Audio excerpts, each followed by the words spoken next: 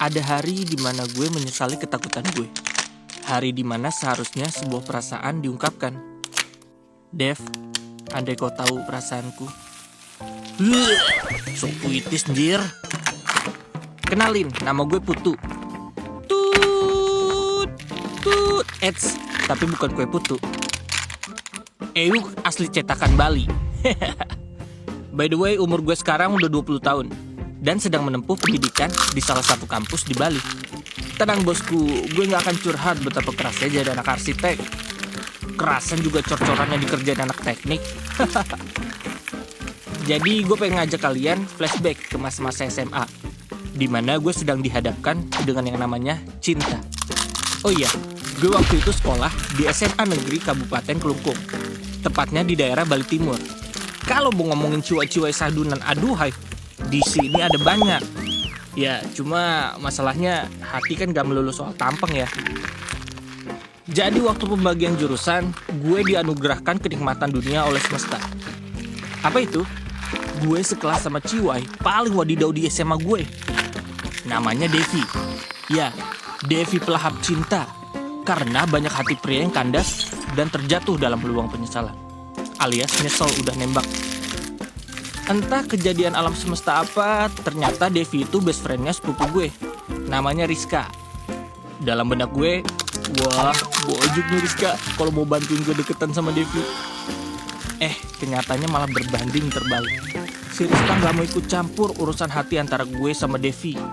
Fix Rizka, lu gue coret dari list sepupu terbaik gue. Bye. Sampai akhirnya ada momen dimana Devi ulang tahun. Diem-diem gini, cuma gue doang yang tahu seluk-beluk perihal Devi. Dari nomor WhatsAppnya, boyband favoritnya, sampai tanggal dimana dia putus sama mantannya gue juga tahu. So, dengan segenap jiwa raga gue ngasih kado terbaik buat dia. Nekat ya. Prinsip gue cuma satu, hajar bosku. Kadonya kue tart sama boneka teddy bear warna pink. Pas gue surprising sih, doi agak tersipu malu gitu. Sampai dia nutup ketawanya. Entah gak mau senyum manisnya dinikmatin cowok-cowok, atau emang ada kangkung nyelip di giginya. Gini-gini kado yang gue kasih itu pakai duit gue sendiri. Meskipun masih SMA, gue udah mandiri nabung dari bantu nyokap jualan belimbing. Terus niatnya sih gue pengen nembak saat itu juga. Secara gue udah latihan semalaman buat ngungkapin perasaan gue ke dia. Sialnya, gue malah dipanggil guru buat latihan lomba. Yaudah deh, keep dulu. Ntar balik sekolah gue tembak. Taunya pas kelar latihan, doi udah pulang duluan. Gatot boy, gagal total. Mungkin gue bisa ngungkapin cinta gue di lain hari. Sehari setelah dia ultah, hal aneh terjadi. Devi seakan menjaga jarak dari gue. Sumpah, berasa banget. Apa kemarin ada kesalahan yang gue lakuin? Perasaan respon dia biasa-biasa aja deh. Karena rasa penasaran gue, akhirnya gue coba-coba cari info. Gue coba tanya ke salah satu teman dekatnya, namanya Yanti. Bisa dibilang Yanti itu punya teknik jitu buat menguak informasi layaknya Intel yang menyamar jadi tukang bakso. Beberapa jam kemudian, Yanti ngasih tahu alasan kenapa Devi malah menjauh setelah gue surprisein. Kurang lebih yang gue tangkep sih katanya Devi risih dan gak ada rasa sama sekali. Meskipun di sisi lain dia seneng ada yang peduli sama ultahnya. Jadi bisa dibilang ya cinta gue bertepuk sebelah tangan gitu. Sad banget. Mau gak mau gue harus move on. Tapi gue sadar ini bukanlah hal yang mudah. Karena doi kan sekelas sama gue. Gue harus melihat dia setiap hari. Mungkin inilah yang namanya cinta tak harus memiliki. Padahal kita sekelas, tapi kita gak pernah ngobrol kecuali kalau terpaksa aja. Itu pun cuma sebatas saat rapat kelas. Hari berlalu dengan sangat lambat. Beban pikiran dan hati bikin gue gak semangat sekolah. Tapi lama-kelamaan gue udah terbiasa dengan hal ini. Gue mulai fokus belajar dan aktif lagi di OSIS. Dan semua itu terbukti saat pembagian rapot kelas 11. Gue dapet ranking 3. Terus Devi datang buat ngucapin selamat. Putu, selamat ya kamu ranking 3. Dan dia ngelempar senyum manis ke gue. Hati gue lumer dibuatnya. Apakah ini saatnya gue bangkit buat ngejar Devi lagi? Oh, tidak semudah itu Ferguson. Nyatanya kebahagiaan itu cuma sesaat. Di hari itu juga, gue baru tahu kalau Devi baru aja jadian sama Iwan. Yang tak lain dan tak bukan adalah sahabat gue sendiri. Kebayangkan nyeseknya gimana?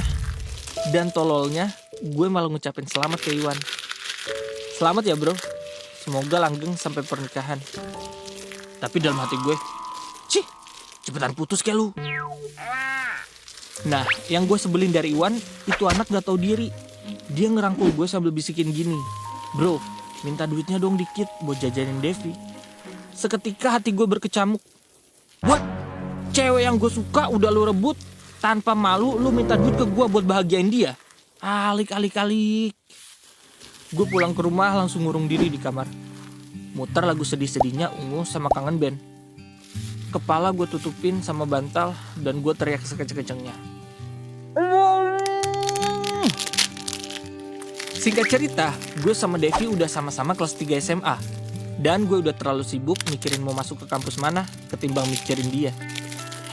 #sadar diri. Terus pas gue ultah, ada hal yang gak gue duga. Dia adalah orang pertama yang inget dan ngucapin selamat ke gue. Meskipun bukan kado atau barang, doa adalah hadiah terindah karena diisi dengan harapan. Jujur, gue senang. Tapi lagi-lagi gue gak berani merespon hal ini untuk lebih jauh. Takutnya dia ntar kayak dulu lagi, berjarak dan tanpa kata.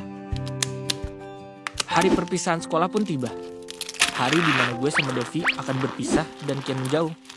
Kita berdua memilih kampus yang berbeda. Berat rasanya mengakui hal ini. Tapi sempat terlintas di pikiran gue untuk setidaknya gue mengungkapkan perasaan. Tapi lagi-lagi gue takut. Gue takut mendengar jawabannya. Untuk mengobati rasa sakitnya memendam cinta ini, gue coba ajak dia untuk mengabadikan momen dalam sebuah foto. Dev, sini, foto yuk. Kita belum pernah foto berdua loh. Dan dia mengiyakan tanpa pikir panjang. Foto ini kelak akan jadi cerita tentang gue dan sebuah penyesalan. Penyesalan karena takut mengungkapkan perasaan. Dan inilah kisah gue. Pesan yang bisa diambil di sini adalah, jika kalian semua punya perasaan yang belum tersampaikan, sampaikan aja. Apapun hasilnya, mau sedih atau bahagia, kalian akan merasa lega. Kalau nggak kalian sampaikan, bukannya kalian gak akan pernah tahu apa jawabannya.